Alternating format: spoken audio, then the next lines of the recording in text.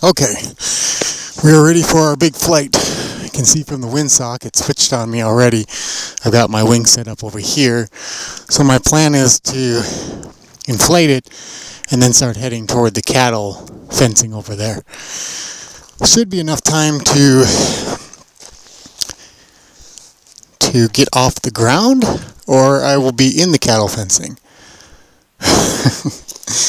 Yeah, the winds are different around here, that's for sure. They're switchy.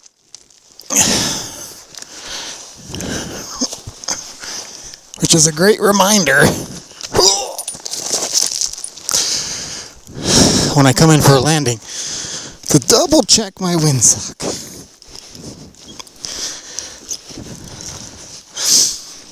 And I grabbed an extra pair of gloves just in case. They're thick, meaty ones. I don't know if I can fly comfortably with them. I just know last time my hands got so damn cold. I've got my 360 camera. Oh, this thing is heavy. Jeez. Okay, the winds are back to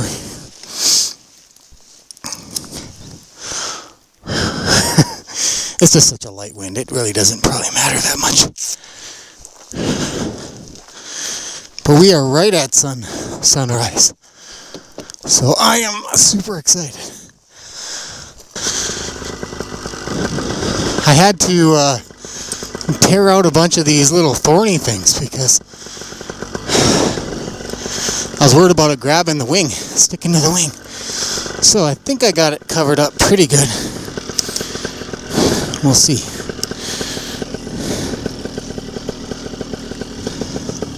Oh, I'm still adjusting to these different altitudes. Or I'm sorry, elevations where it's a little bit harder to breathe, but it's not too bad. It just sounds like I just ran 10 miles, that's all.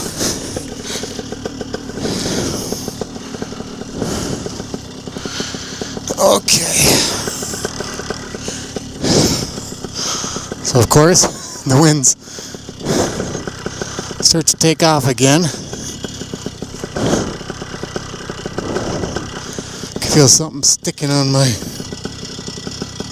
left side. Okay, I feel like we're just give those winds a second, because that's a big turn to make.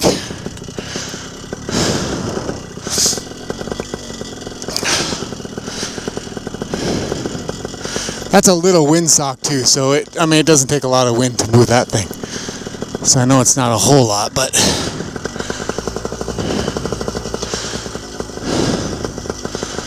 okay.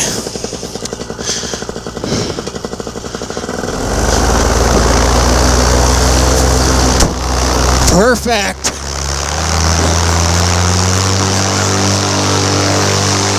Oh yeah.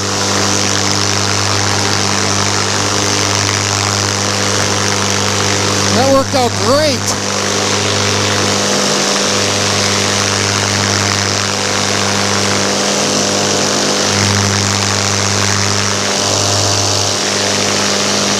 Oh yeah!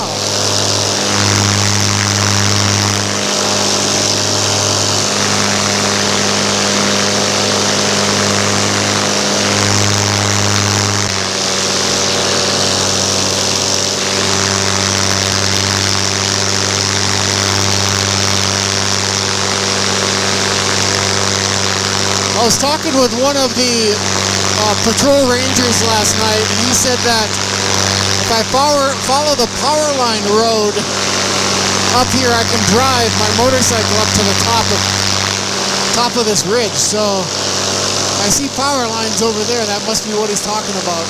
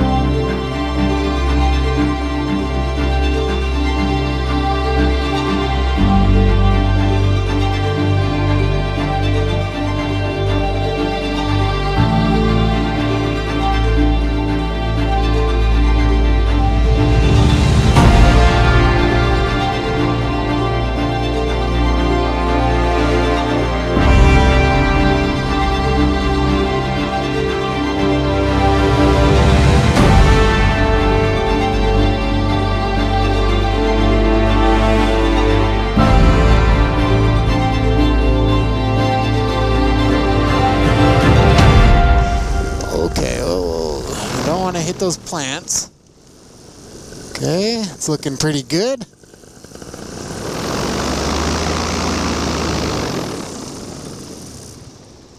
Nice. No sticky plants. Outside of getting a line tangled on your camera. Not bad. Not bad at all.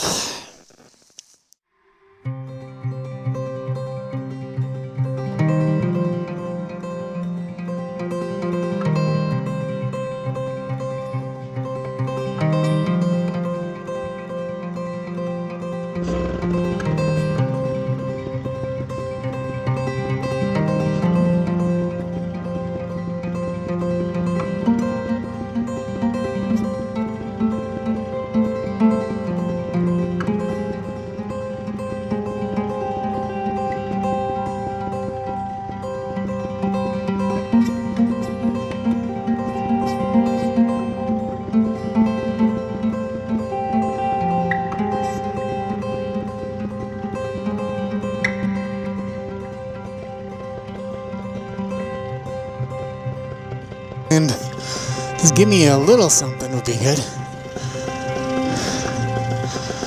I guess if anything, I could turn. Yeah, I could start turning that way, yeah.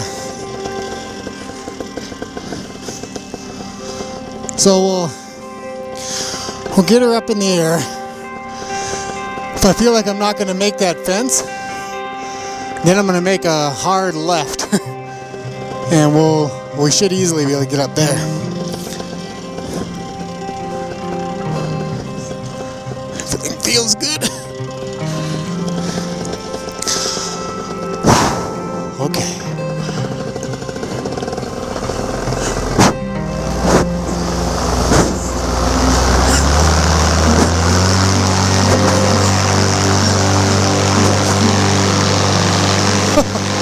Oh yeah!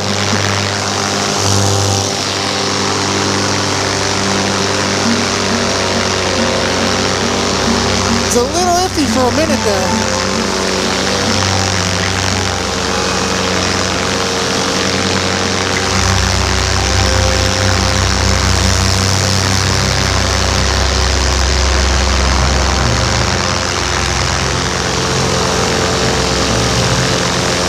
Oh sure, now there's a little bit of wind.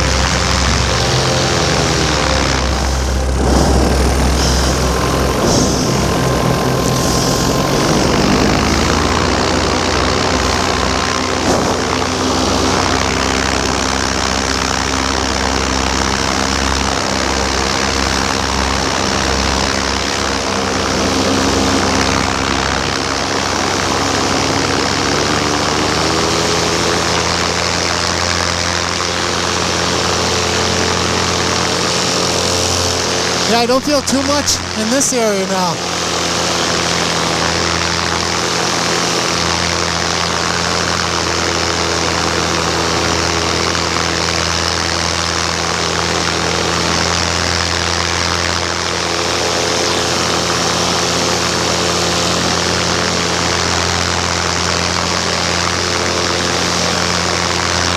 So it must be as soon as the sun comes up, it kind of just breaks that up a little bit. Oh yeah, here's a little campsite over here. That's nice. Wow, look at this. It's beautiful here. Couple campsites right by the edge. Now I'm testing this area. So a motor out here. Oh shit. Look at this, I got plenty of room. I could swing down and land in this campsite if I wanted. Yeah, so that's pretty awesome.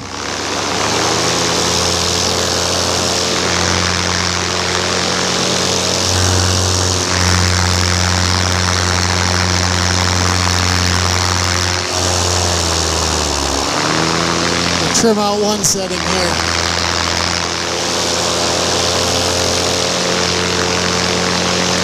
So here, like I said before, it's all sand. It wouldn't be comfortable to land on or get my wing figured out, but it's workable. Look at this big monster.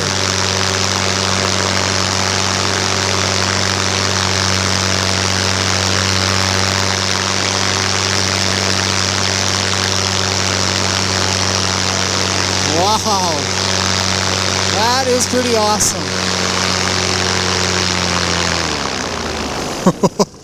Yeah, that's a big boy.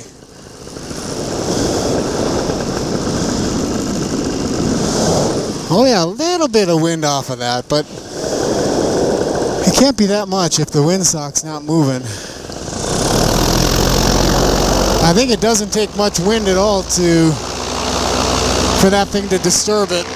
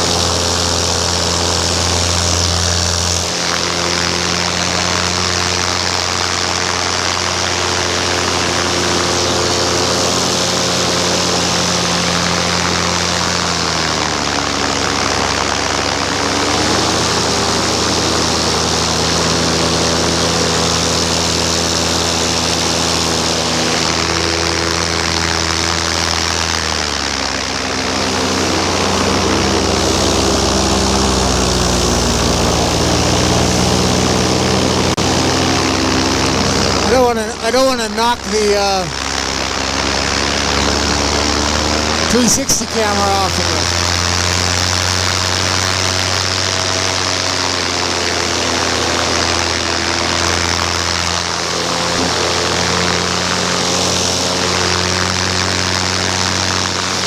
This wing is still pretty cool.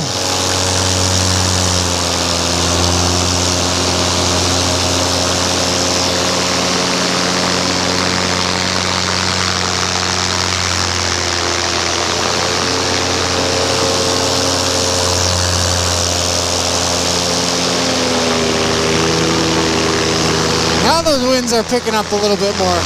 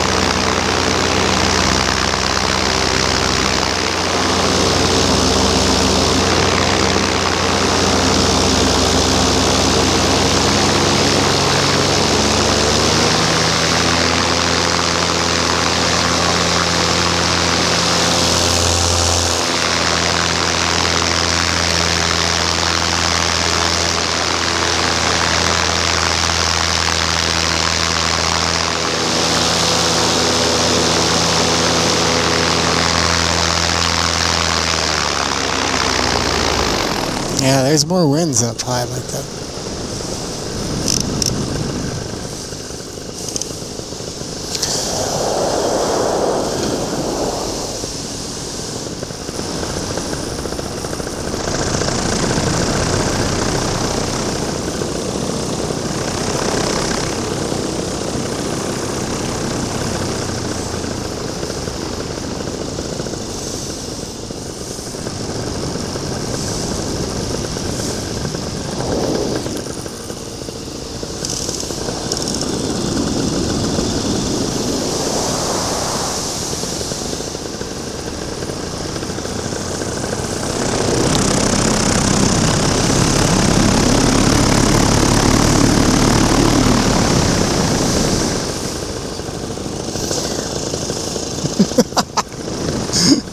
Oh man, this is so awesome. It's kind of nice I didn't have to get up super early.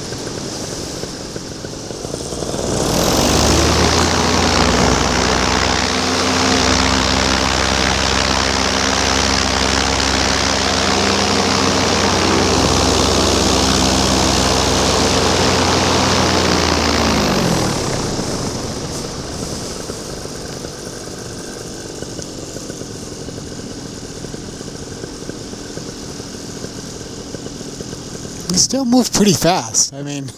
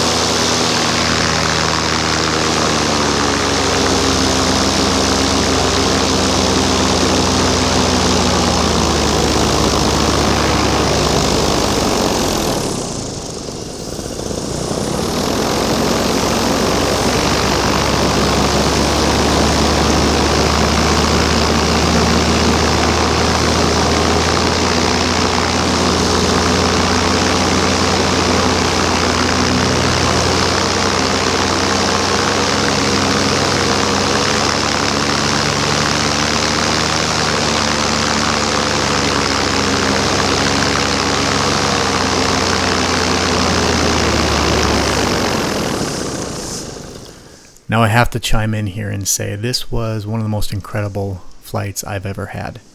Look at this landscape. It is absolutely gorgeous, and it's really hard to capture on film the magnitude of this place that I'm at.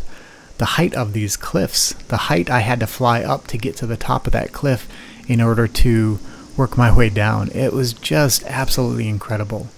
I really didn't feel any disturbance from wind or rotor or anything like that, so it just made the flight a lot of fun. Now, Sedona was beautiful. Sedona was a goal of mine, and with the red rock and the green, it's the most gorgeous landscape. But this offered me just an element of safety that made the flight more enjoyable. I was concerned in Sedona, thinking if I have a motor out here, if I have a motor out there, are there spots, where can I be? I had to be high enough. Here I was able to fly so close to the cliffside because there's so many opportunities to land in a motor out situation. I felt very secure with my skills and of course an out if needed. Now I really spent about an hour and a half to 2 hours in the air this morning through 3 different flights. Flight number 2, which is what we're watching now, was the highlight flight. Conditions were ideal. Flight number 3, wind started to pick up a little bit. Flight number 1 was gorgeous with the sun coming up, but it was definitely much colder at that point. So we got a lot of footage from this flight. Definitely something I will never forget. Amazing, amazing, amazing flying conditions.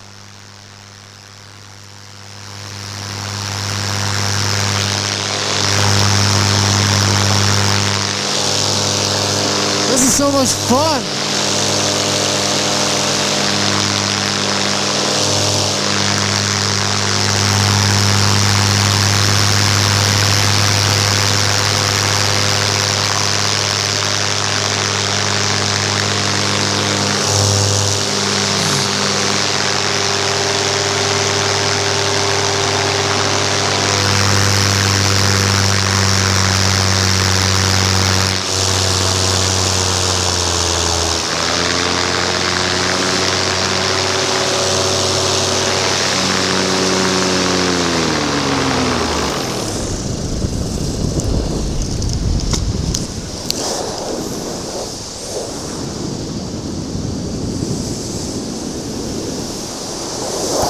Oh shit, oh shit, oh shit, okay, come on. So at this point, you probably know how much I enjoy shutting my motor off, stowing my throttle, and paragliding that baby in. Unfortunately, the mistake I made this time is I did not have enough altitude, and I kept forgetting how quickly you descend in this thin air. So I didn't really have enough time to properly line up my LZ. So as I made that turn, I realized how quickly I was coming down, and I had to make some pretty quick decisions. You got this.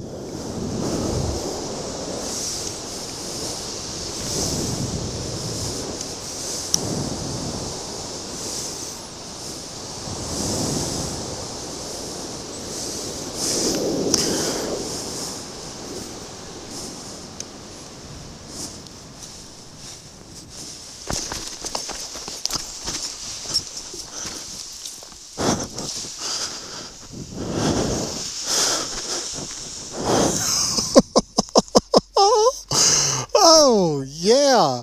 Tell me I got that on video. That was pretty awesome. I came down fast, though. I was like, oh, shit.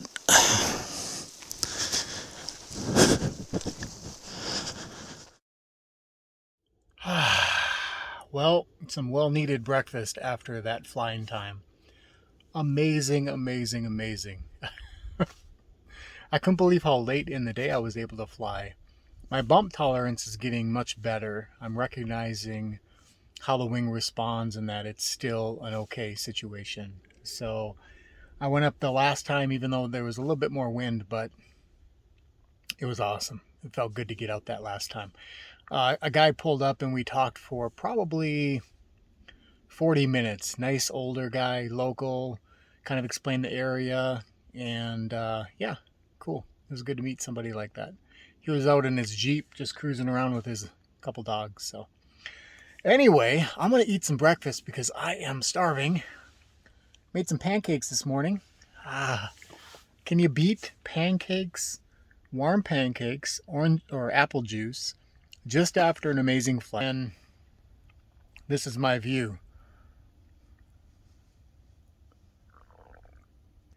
The correct answer to that is no. No, at least in my opinion, you cannot beat that. So I'm going to eat up. We'll catch up to you guys later. Hey guys, well, you might be wondering why I wear a hat for most of my videos. This is why. My hair. I have not gotten a haircut in I don't know how long, and it's more of just, I don't know. I just don't feel like it. It's a hassle. I might just shave my head again. I'm not sure. But anyway, just got back from a little motorcycle ride to the gas station.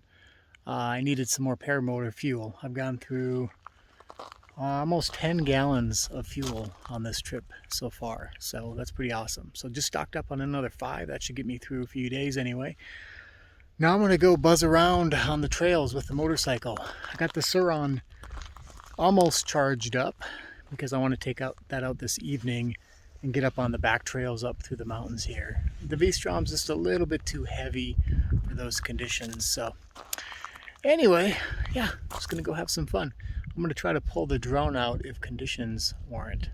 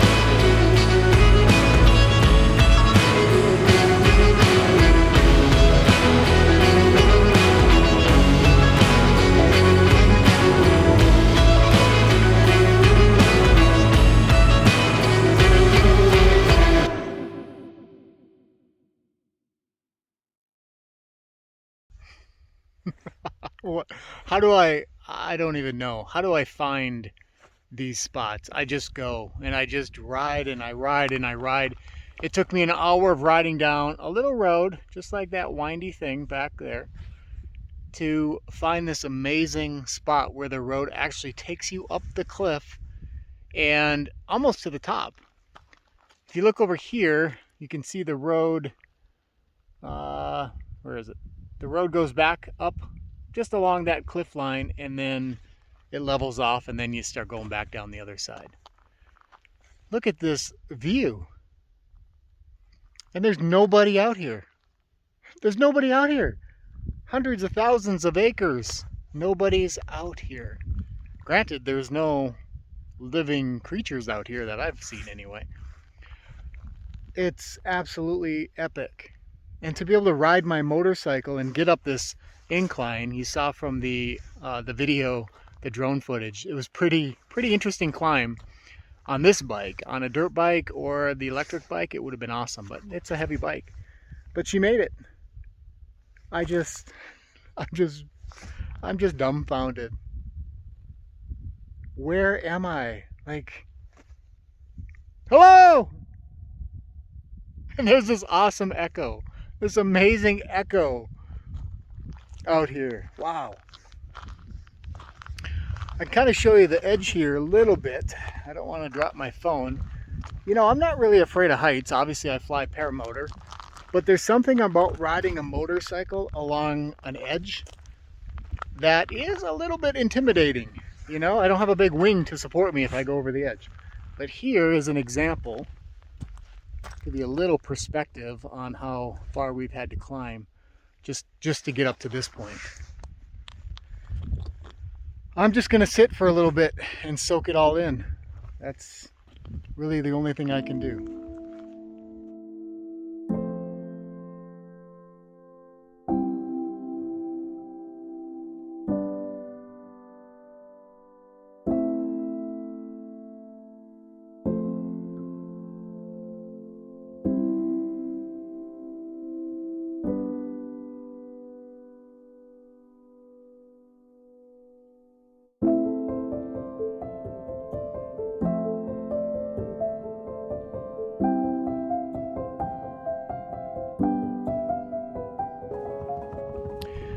Ah, what a glorious evening.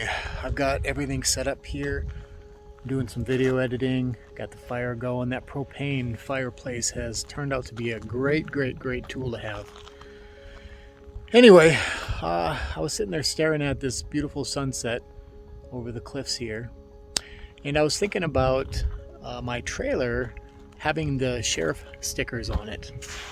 Now, I worked as a deputy sheriff for 7 years, and prior to that, and even after that, you know, there's an impression of law enforcement. Some people think highly, some think the opposite, and some are probably somewhere in the middle. Well, I put those stickers on as kind of a deterrent to keep the riffraff away when I'm not at camp. So when I leave camp, I feel confident that nobody's going to be bothering my things, and yeah, that was the main purpose. Well, there's been a few instances here where I think it may have deterred people from camping out in this area. So they pull in, and over here is a wide open parking lot. So they pull in and they see my trailer, and some of them have come up and talked to me, and they're looking for a campsite, and I kind of give them some guidance. But I think because, you know, their perception is the law is out here, and maybe they're just out here to have a good time and they don't want to have to worry about stuff like that, it might deter some people from actually camping out here. So I've had probably over the last 2 days 4 people come in. I've talked to them, and I'm a pretty nice guy. I mean, hopefully I'm not scaring anybody off. Although one time I didn't have my hat on and my hair is pretty wild, so they probably thought I was somewhat psychotic. I'm not sure. But anyway, it could be kind of pushing people away a little bit. So anyway, hopefully not. But it was something I wasn't really thinking about when I set that up that way. I wasn't thinking that it would deter people from wanting to camp in the vicinity of me. which traditionally isn't so bad, but the few people I've talked to, they seem like really nice people, just looking for a place to camp, and I don't know. So anyway, just some thought processes as I'm waiting for some video to upload. Let me show this view here. This is what my camp stares out at. The stars are just starting to come out. Just a glorious, glorious view. Today was actually a pretty special day for me. You know, the activities are one thing. I really enjoy the activities of paramotoring and getting out on the motorcycle. But it was pretty powerful being out up on that cliff, riding my bike an hour out on that trail, just having that time to think and process, and you know, it just helps you better understand your existence. You know, I was talking to this older guy today. He had stopped out here after I was paramotoring, and he said he was 57, and he brought up just some philosophies, his philosophies on life. And one of those being that if you only live to work, meaning you spend so much of your time working, well, what's really the point? You know, and granted, some of us, you might have to work 40 hours a week. All right, no big deal. 2 weeks of vacation a year, that's your situation. Then you really have to embrace that time you're not working, you know? And if you're finding that you're exhausted after work and you just have no energy and you're depleted over the weekends and you're just using that time to rebuild, then maybe it's worth considering doing something else. Because I tell you what, life, look at that moon up there, beautiful. Life is way too short, you know? I'm 45 years old now. I swear, it wasn't that long ago I was in my 20s. It just flies by. When I take some time to really embrace these experiences, when I take some time to ride my motorcycle 2-3 hours up to a location like I did today, wow. Let's imagine your life is a puzzle, okay? A 1,000-piece puzzle. Now, if you've ever put a puzzle together, some of them are exciting, right? The exciting pieces are the ones that have a little bit of color and you're starting to make something that's actually there. And then there's a lot of the puzzle that's a little bit boring.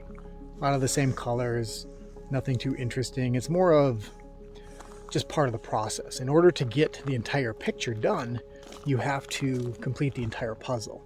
So you have to do some of the boring, mundane part as you're doing the exciting part, right? What picture is your puzzle? Is your life puzzle? That's the question you want to ask yourself. What I want to do is I want to paint a picture that the majority of the pieces are fun and exciting to put together. When I look back and I think, oh, I remember this piece. This was when it was so awesome I did this.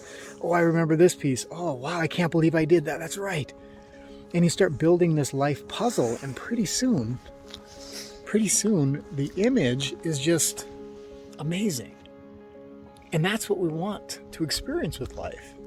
And I think what happens for some people is they think that this time, this mortal life where you're on Earth, is just part of your entire existence, and the rest of it is amazing. So you just kind of live and exist in this moment, and that's just, it's such a disappointing way to be thinking. There's just too much greatness out there. There's too many amazing experiences to experience. And I feel very fortunate that I've kind of defined a few things that are really interesting to me. Traveling like this is interesting to me. Motorcycling, adventure bike is interesting to me. Paramotoring, of course, is interesting to me. The little Sur-ron electric bike, that thing is awesome too. So I found just a few things. I'm trying to really define what makes me happy, what brings joy, what are the true pieces I want as part of that puzzle. Because you can have a little bit of everything. I have a nice car. I've got the Jeep. I've got my ProMaster van. I've got kayaks. I've got bicycles. You know, you've got a bunch of things. You've got a home. You've got land. You've got some pets. It's like you end up having so many things. It's really hard to define what do you want to utilize your time on. And when you have a lot of things, you are dividing the amount of time you can really focus in on those things that matter, that mean the most to you. So, unfortunately, wisdom comes with age. If I had this state of mind when I was 20, 22, 23, 25, I would be in a 10 times better position than I am now. I would understand life a little bit better. I would appreciate the things that happen in life a little bit better. I would take advantage of opportunity. I would not miss out on opportunity. Unfortunately, it doesn't work that way, does it? We've all probably spoken to a 22-year-old who they think they've got it figured out. And it doesn't matter the wisdom you try to instill on them, it's likely going in one ear and out the other because they have to figure out life for themselves. But as we get older, we recognize the value of wisdom.